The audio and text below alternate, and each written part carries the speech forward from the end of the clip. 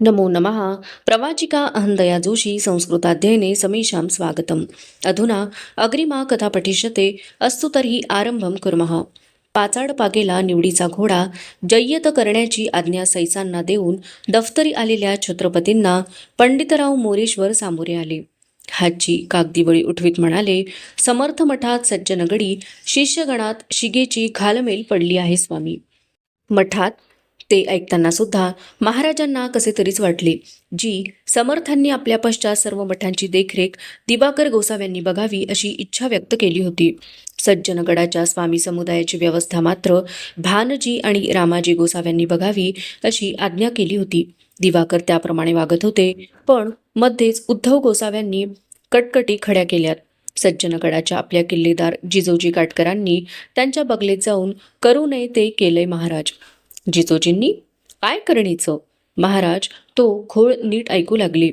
जिजोजींनी भानजी आणि रामजींची द्रव्यपात्रे व मठवस्त्रे आपल्या अधिकारात उद्धव गोसाव्यांना दिलीत स्वामी. काय मजाली न? महाराजांच्या डोळ्यात संतापाची तिडीक उतरली. पंडितराव काटकरास आज्ञापत्र द्या. अवतार पूर्ण करण्या अगोदर स्वामींनी केली तीच आज्ञा. द्रव्य लोभास्तव उद्धव गोसावी कटकट करतात.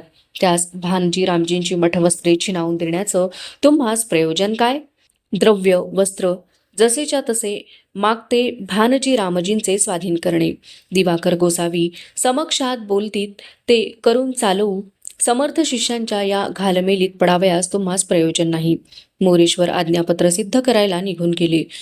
महाराजांच्या मनात मात्र विचार फिरून गेला. समर्थांची जय जय रघुवीर ही गोसावी नांदी पुरती विरली नाही. तोच तर हा पेरते हात कितीही पुण्यवान असले तरी बियाणेच गणंग लागावे त्यास काय. जंजिरा वेढ्यातून आलेले साजी कंक हिम्मतराव नारोजी त्रिंबक यांच्या मेळाने महाराज रायगड उतरले. दिवस उनतापीचे होते. मृगतोंडावर धरून महाराजांनी घोडदळांसह पाचाड सोडले. खेड चाकण अशा मजला टाकत ते नाशिक पट्ट्यात पट्टागडाजवळ उतरले. इथं रामसेजला कुमक द्यायला मुझफ्फर खान, रणमस्त खान, मुहर्रम सिंह याचा भरीव तळ पसरला होता. त्यावर मराठी घोडदळाने एल्गार धरला. महाराज औंढा पट्टागडाच्या भागात आल्याची खबर लागलेले रूपाजी भानाजी निवड्या घोडाईतांसह एका सकाळी महाराजांच्या तळावर हजर झाले. भेटीस आल्या रूपाजींना आवेगी उरभेट देताना महाराज म्हणाले, नावास साजेशी रूपवान मर्दानगी केलीत. करता हात रूपाजी आम्ही संतुष्ट आहोत. ह्यासनी रूपा मोजदा म्हणजे सैतानाचा ल्योकच म्हणत्यात. उभ्या गनिम तळावर मानाजी हसत रूपाजींकडे बघून म्हणाले, सही आहे मानाजी. सैतानांच्या चालीला सावाचा जाब देऊन नाही भागत. महाराजांनीही हसून रूपाजींची सफाई आपणच दिली.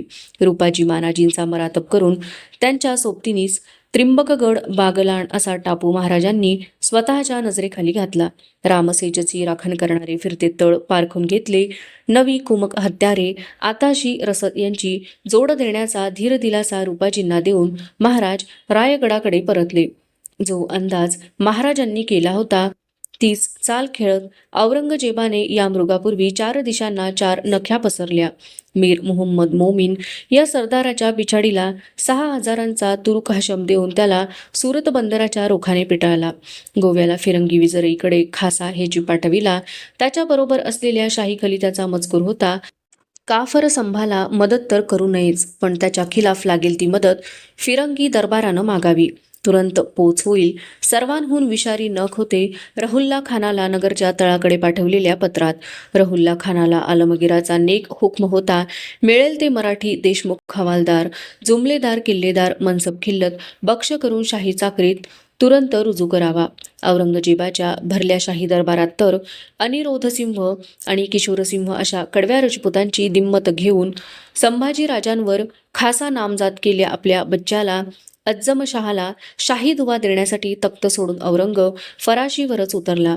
अज्जमच्या तलमजाम्याचे टोक उचलून ते चुंबत सर्वांना साफ ऐकू जाईलसं पुटपुटला, अल्हम्दुलिल्लाह. आल्या काळाला निर्धाराने तोंड देण्यासाठी पावसाळ्याचे पाठबळ घेऊन प्रांतोप्रांती तवानी सैन्य संचनी करणे आवश्यक होते. चिटणीस खंडोजी दफ्तरदार चिमणगावकरांच्या मदतीने त्यासाठी तपशिलाची पत्रे सिद्ध करून महाराजांच्या दस्तुरासाठी आणीत होते. दाभोळचे गंगाजी, दादाजी, पुण्याचे दामाजी रघुनाथ, साताऱ्याचे अंबाजी मोरदेव, कराडचे व्यंकोजी रुद्र, फोंड्याचे धर्माजी नागनाथ अशा चौतर्फाचे सरसुभे मजऱ्या वाडीत जातीने जाऊन पत्राबर हुकूम बांडेकडी एकवट करीत होते.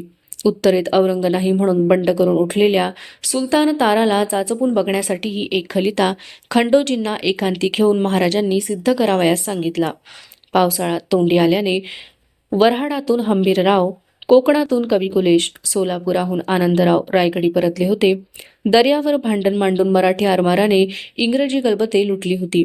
पेण भागात सिद्धी कासमवर नजर ठेवीत 81 गलबते मायनाक आणि सिद्धी संभूच्या दिमतीत फेसाळत्या दर्यात ठाण धरून होती. दादाजी रघुनाथांचा जंजिऱ्याचा घेर बळकटीने अद्याप उभाच होता. थळभागात जलकोट खंदेरीचे रक्षण करीत 5,000 आरमार डोळ्यात तेल घालून होते. मृगाने शिगेची झड धरली. रामसेठच्या पायथ्याला शाब्दी खानाला कुमक करायला बादशहाने धाडलेल्या खान बहादूर कोकलताश, कासम खान, दलपत कर्णसिंह यांच्या फौजा नाशिकमध्ये तळबंद झाल्या. दफ्तरखान्याच्या झरोक्यातून दिसणाऱ्या पावसांच्या रेघा निरखीत महाराज खंडोजींना आदिलशाही आणि कुतुबशाही दरबारला जायच्या पत्रांचे मजकूर सांगत होते. त्याची साखळी तोडत पहाऱ्याची वर्दी आली. बहिर्जी आल्यात. महाराज दरवाजाकडे बघत रुकले. पावसात पुरा भिजला. घोंगडी लपेटलेला बहिर्जी जुहार भरताना गडथंडीने काकडला. नेटाने दाताची थड थोपवीत म्हणाला, औरंगाबादचा खबरी माग खुटला धनी. लई कसबाचं 10 जासूस गनिमाच्या तावडीत फसलं. कोतवाली चबुतऱ्यावर औरंगाबादचं समद्यांच्या डुया मारल्या हराम्यांनी. 10 खबरगीर म्हणजे चालते बोलते 10 कोटच. हे लावून गेल्या महाराजांना जासुदांच्या नायकाला धीरा सांत्वनाचे काय बोलावे तेच कळेना. तसेच चालत ते बहिर्जींसमोर आले. त्याच्या खांद्यावर चढल्या राजहातापाठोपाठ त्याच्या कानी फक्त तुटक राजबोल पडले. पेहराव बदलून धुनीची धग घ्या पहिल्यानं बहिर्जी. गडाच्या लोहार मेटावर आता हत्यारांच्या घडाईत ठिणग्या रातध्याऊ उसळत होत्या. फिरत्या चक्रावर शिकलगार त्यांना पाणी देत होते. बहिर्जी गड चढून 2 दिवस झाले नाहीत. तोच रामसेज भागातून संभाजी जगतापांनी पाठवलेला हारकारा रायगडावर आला. त्याने बहिर्जींहून काळीच्या तोडीची खबर खालच्या मानेने महाराजांसमोर ठेवली. रजपूत पद्मसिंगाच्या तळावर घातल्या छाप्यात विपाजी भोसलं जाया झाल्यात. जखमा बांधून त्रिंबकगडाच्या तळात पडून हाईत. ते ऐकताना महाराजांना आपलाच उजवा हात जाया झाल्यासारखे वाटले. कर्नाटकातून हरजी राजांनी पाठवलेला जयकजी काटकर रायगड चढून आला. मुजुमदार खंडेराव पानसंबळ त्याला घेऊन महाराजांना पेश झाले. कर्नाटक प्रांती या दरम्यान खूप उलथापालथी झाल्या होत्या. हरजीराजे हिकमतीने कर्नाटकचे राज्य वाढीस लावित होते. कब्जी येत्यात कुलेशांचा कारभारी आत येऊन वर्दी ठेवून गेला. कनोजी माटाची गुलाबी पगडी धारण केलेले कुलेश नमस्कार करीत दालनात आले. शहजाद्याची काही हालचाल कवीची कोकणात? ते येताच राजांनी त्यांना मुद्द्यावर घेतले.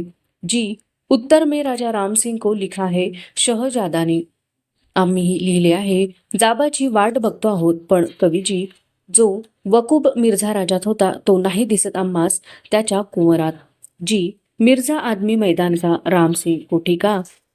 कितीतरी वेळ महाराज कवीजींशी राजकारणावर बोलत राहिले. जायला निघताना कुलेशांनी चौलतर्फेची एक बाब महाराजांच्या कानांवर घातली. चौल में जिवाजी विनायक ने फिरंगों का एक जहाज दस्त किया है.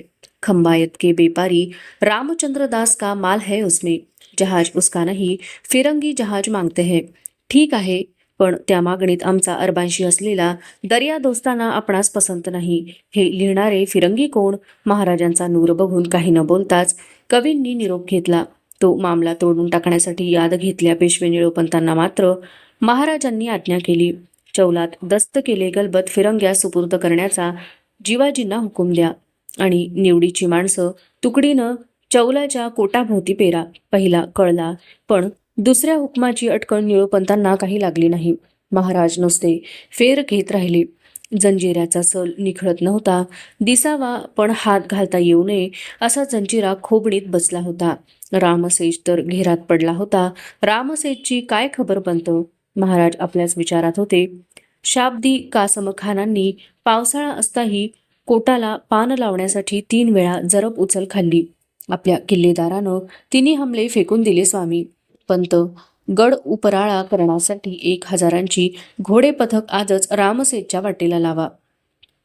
जी 200 मण आताशींच्या गोणी घेऊन सलाबत खान रामसेजच्या कुमकेला गेल्यानंच शत्रू उचल खातोय. कुडाळच्या गणोरामांना, डिचोलीच्या मोरू दादाजींना जमेल तितका आताशी साठा रामसेजच्या कुमकेसाठी त्र्यंबकगडाला केसुत्रीमलांकडे पावता करण्यास तातडीने कळवा. कुलस्त्रीने हातचा कुमकुम करंड न सोडण्यासाठी जंग जंग पछाडावे तसे रामसेजसाठी महाराज जिद्दीला पेटले होते. रामसेजचा किल्लेदार तर हमल्याचा सासूद लागताच गडावरून जडशीळ दगडधोंडे ओल्या लाकूडगाठी उतरंडी धरून लुटत होता. आभाळातून पाऊस गडावरून ही मारगिरी याने शाब्दी खान पुरता हैराण झाला होता. गडतट धरून त्याने लावलेले सुरंग उधळून त्याखाली त्याचीच माणसे गाडली गेली होती. रामसेज उड्डाणातल्या रामभक्त हनुमंताच्या पावित्र्यात ताठ खडाच होता. हपशी हपशी हपशी संतप्त बेचैन छत्रपती आवळण्या मुठीने स्वतःशीच झगडत होते. कवी कुलेश, प्रल्हादपंत, निळोपंत, खंडेराव अशी भोवतीची मंडळीही दादाजींनी दंडाराजपुरीहून पाठविल्या हार कार्याची जबान ऐकताना सुन्न झाली होती. सिद्दी खैरतने दिवसाढवळ्या नागोठाणे बंदरात घुसखोरी करून रयताव्याची भर चौकात नाके छाटली होती. जंजिरा घेरातून येसाजी कंकांचा पावलोक काढता घेतल्यानंच हपशी असा मोकाट सुटलाय. प्रल्हादपंत जंजिरा वेढा बळकट करण्याच्या सल्ल्याने म्हणाले. महाराज विचारात पडले. घेरामुळेच खजिन्यावरचा ताण वाढत होता. निळोपंत दादाजींना कलमी हुकूम द्या. जलकोटच्या फौजा काढत्या घेऊन महाडात ठाण व्हा म्हणावं. दौलत खान मायनाक जिवाजींना आपापले दर्यातळ गलबत माणूस सुद्धा हमेश जागते ठेवण्यास कळवा. महाराजांनी निवाडा दिला. ज्या जोरावर हपशी खोड्याने वागत होता तो तिढाच सरळ करावा म्हणून निळोपंतांना शेवटची सूचना मिळाली. त्या पावलांनी तुम्ही चालता ती आम्ही बरी पारखून आहोत याची सक्त ताकीद द्या. चौल गोव्याच्या फिरंग्यास आणि मुंबईच्या टोपीकरास, कोल्हापुरासनं हंबीररावांचा निरोप हाय. मिरज ठाण्यावर आदिलशाहीचा सलार सर्जा खान 20,000च्या बळानं उतरलाय. त्याचा बेत कळत नाही. खंडेराव पानसंबळ चिंतेने बोलले. पेशवे मामांना कळवा. या बाक्यासमयी आदिलशाहीशी दोस्ताना रक्षून चालविणं आहे. तुम्ही पाऊस उलगे तो पन्हाळा कोल्हापूर कराडचा मुलूक हुशार ठेवून असणं, अज्जमशहास दबीत ठेवणं. बालकुंडाच्या घाटीनं रामसेजवर कासम खानानं हमला केला. किल्लेदारानं दगड बसवून तो फिरवला आहे. बातमी मिळतेच बादशहानं कासिम खानाला उत्तरेकडून आणि राणोजीला दक्षिणेकडून तळ कोकणात उतरायचा हुकूम दिलाय. निळोपंतांनी शाही कडवी चाल समोर ठेवली. पंत जेवढा उतरतो तेवढा औरंगाचा हशम आम्हा तळ कोकणातच पाहिजे. जी हसम खानाची केली तीच गत करतील आमचे तुकोजी, रूपाजी, मानाजी त्यांची. औरंगची हरचाल बारकाव्याने ऐकूनही महाराजांच्या मनाचा टवका सुद्धा कचरत कातरत नव्हता. कसले तरी न उकलते बळ त्या मनात जसे दिवसागणिक ठासले जात होते. आपल्या कैदेतला कंकड किल्ल्याचा ठाणेदार शाह अलील खान पळून बहादूर खानाच्या तळावर नाशकात गेल्याची खबर आहे. खंडोजी म्हणाले. महाराजांची नाकपाळी ते ऐकताना किंचित रुंदावली. नाकगड्डा आकरसला. चिटणीस दस्तकैदी पळून जातात ते कसबानं तुरी देऊन नव्हे तोबरा देऊन. हर किल्लेदारास कलम द्या असा बोभाट येतो तर गय मुलाहिजा नाही. महाराज बोलून गेले पण मनात दूरवर कुठेतरी टिटवी केकाटून गेली. शिर्के निंबाळकरांसारखे आप्त राजरोस पळून जात आहेत. त्यांचं करणार काय छत्रपती असून आम्ही.